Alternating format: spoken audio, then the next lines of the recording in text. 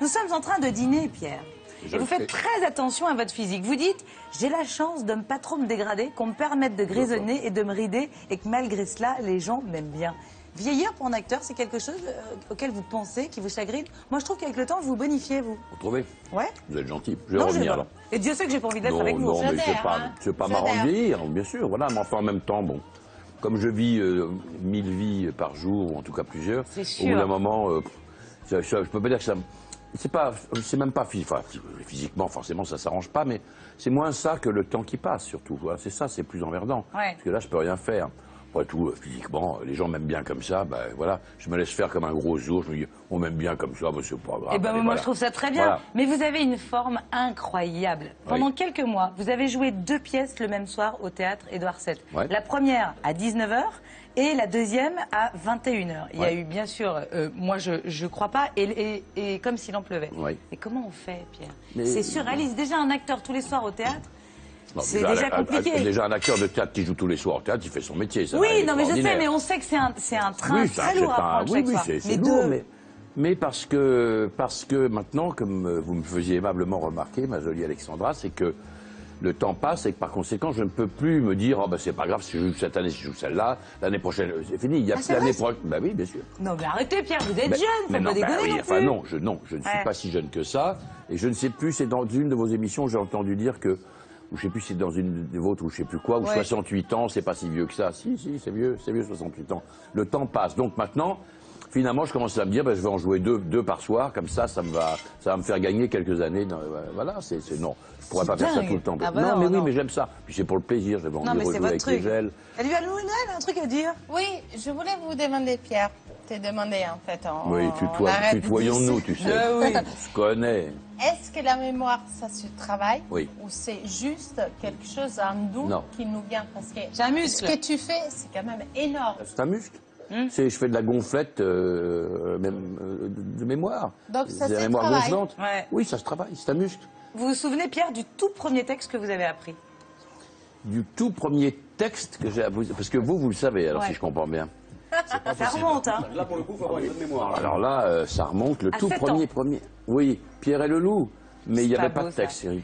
Voilà. Oui, mais c'est ça, oui. Oui, à l'école commune, là, je me souviens très bien. Vous aviez ça dans le sang déjà? Oui, bah, il y a 61 ans. Voilà, c'est pas très compliqué. Non, mais c'est chouette. Vous avez toujours eu ça dans le sang.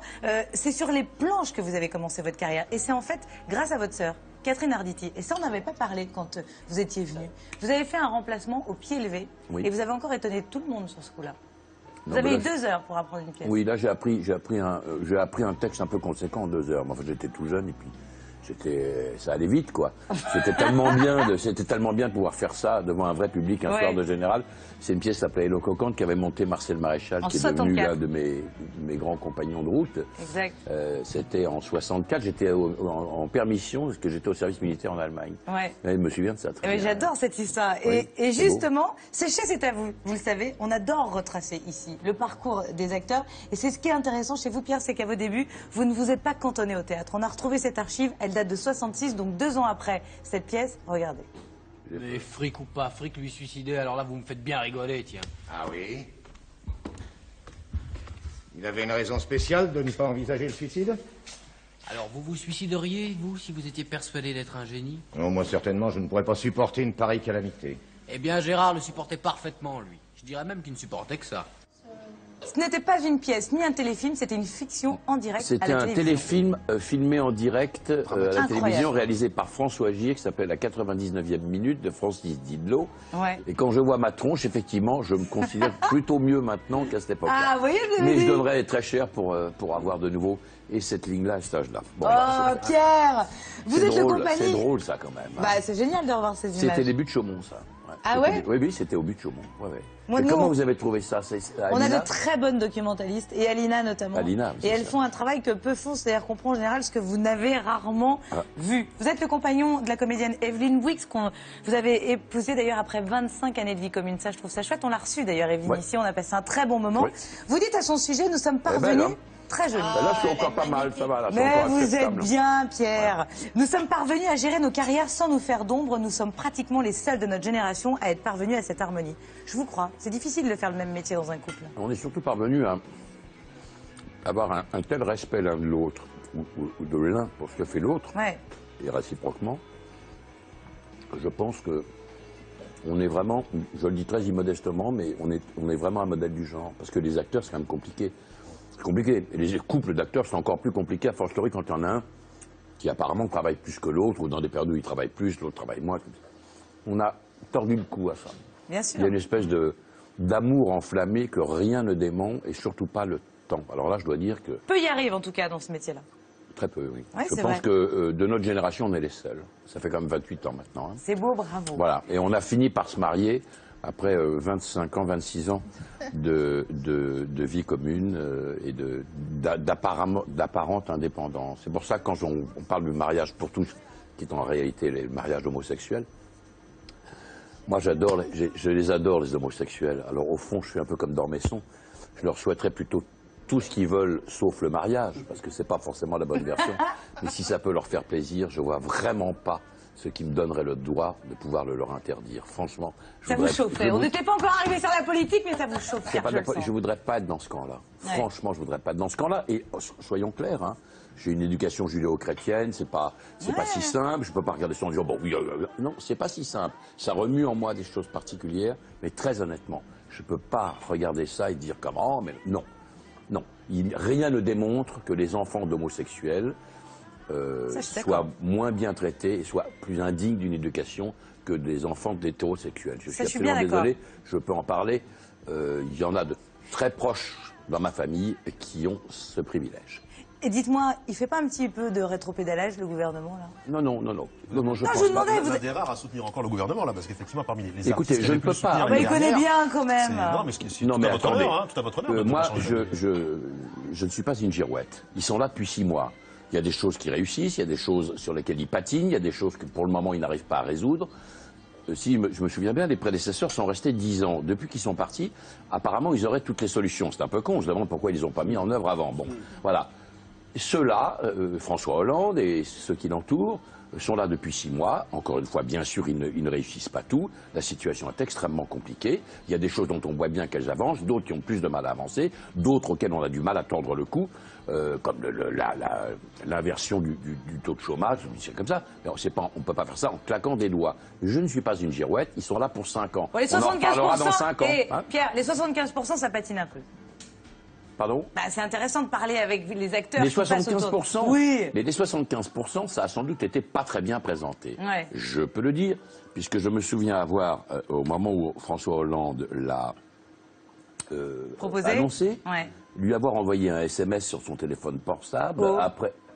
Ah oui, je sais pas. On se connaît un petit peu. Oui, je sais, vous étiez à ses côtés. On se connaît un petit peu. Ouais. Bon, pour lui dire, écoute, je serais fier de participer au redressement du pays si la proposition est celle-là. Ouais. Et il m'avait répondu, merci, ça me touche infiniment.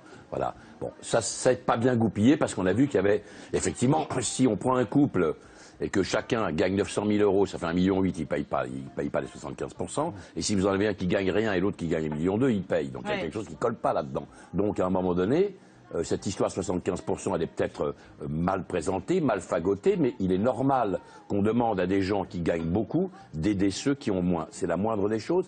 Ça s'appelle ou ça s'appelait, il y a encore pas si longtemps, la solidarité. Et pardonnez-moi, je suis plutôt dans ce camp-là. Je vous reconnais bien là. Surtout que vous avez toujours eu un franc-parler sur la politique comme sur le reste. Moi, je voudrais qu'on regarde cette archive. Elle m'a toujours éclaté, elle m'éclate encore. C'est du cas à ce que vous allez sortir. Tout craché. Regardez. Alors voilà l'objet du délit. L'objet du désir. Le rêve d'enfance. C'est un cercueil parce que ça va trop vite. C'est noir. C'est noir, c'est beau. Et c'est très dangereux. Et il ne faut pas avoir ça, quoi. Voilà. Oui. Et voilà, on peut être de gauche et assumer le fait qu'on ait de l'argent. On n'est pas condamné. Bien sûr. Sous prétexte qu'on a des valeurs humaines, on n'est pas condamné à s'habiller comme un con et à bouffer de la merde. Ben voilà. Mais c'est intéressant aussi. Moi, C'est intéressant aussi de voir ça, Pierre, parce que c'est pas le cas finalement de tous les acteurs de gauche ou même des gens de gauche en règle générale. Sans avoir aucun a priori. De toute façon, j'ai travaillé toute ma vie, comme beaucoup de monde d'ailleurs. Je gagne maintenant extrêmement bien ma vie. Mais je sais pas si on pourrait le faire aujourd'hui. Je n'ai volé de l'argent à personne, c'est vieux ça, mais c'est vrai. Je sais pas si on pourrait le faire ça aujourd'hui. Quoi, sortir d'une Porsche? C'est pas trop bien vu maintenant, mais moi, encore une fois, je n'ai rien à me reprocher là-dessus. Je paye mes impôts, j'en paye beaucoup et c'est normal. S'il faut que j'en paye encore plus, je le ferai et ce sera encore normal. Il va falloir aller encore plus au théâtre. Je roule plus en Porsche parce que ça m'a passé un peu. Ça m'a passé, mais enfin bon, faut arrêter de déconner avec ça, c'est pas très grave. Et puis ensuite, ça va quoi, c'est pas contradictoire. Au contraire, ça devrait être bien vu, parce que je devrais plutôt être de l'autre côté, je devrais plutôt être du côté des gens qui vont faire un tour ailleurs pour pas payer, pour continuer de planquer des choses comme ça. Je fais exactement le contraire. Donc on devrait plutôt m'estimer plutôt que me mésestimer, non? C'est un merveilleux modèle. Pierre, puisqu'on parle de ça... Elle a essayé de m'avoir, mais elle ne m'aura pas. Non, alors je suis pas du tout là pour vous piéger. Vous voulez que je vous dise, je voulais arriver sur la générosité, parce qu'on est allé voir Sébastien Thierry, justement, l'auteur de la pièce Comme s'il en pleuvait, et il a un mot là-dessus, rien que pour vous. Il est un peu obsédé à l'idée d'être généreux voilà, avec les gens autour de lui. D'ailleurs, même quelquefois trop. C'est un petit détail, mais on avait fait un petit verre où on offrait du champagne la dernière fois. Il a eu besoin d'amener une bouteille de champagne magnifique. Voilà, la mienne était ridicule. Voilà, il a besoin d'être généreux, d'offrir, de donner, quitte à humilier ses amis. Hein, Pierre? Connard. Non, mais non, pas du vous tout. êtes généreux. Je suis paradin, en tout cas, voilà. Je supporte pas l'avarice, je supporte pas ça. Ouais. Je supporte pas, on est... Enfin, écoutez, moi, on va pas...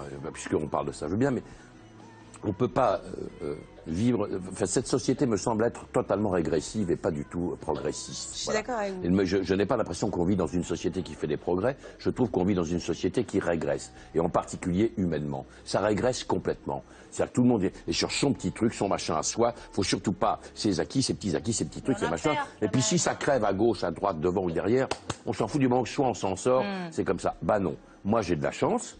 Je me suis beaucoup fatigué pour ça, mais j'ai aussi de la chance. J'ai du bol, je gagne bien ma vie, je suis heureux.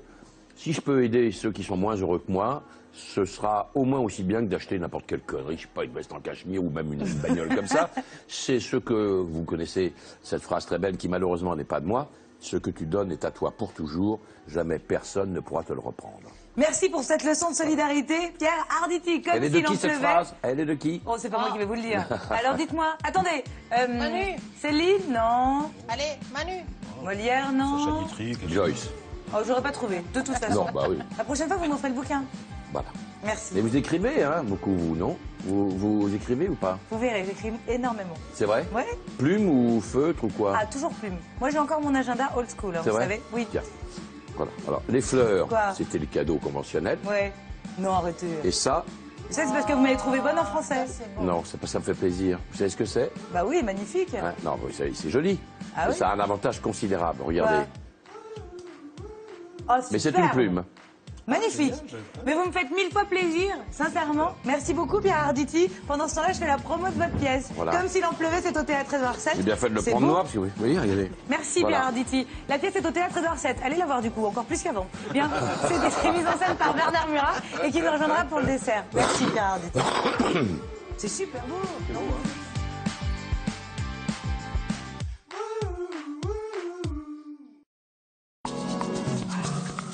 C'est à vous, vous reçoit aussi sur France5.fr.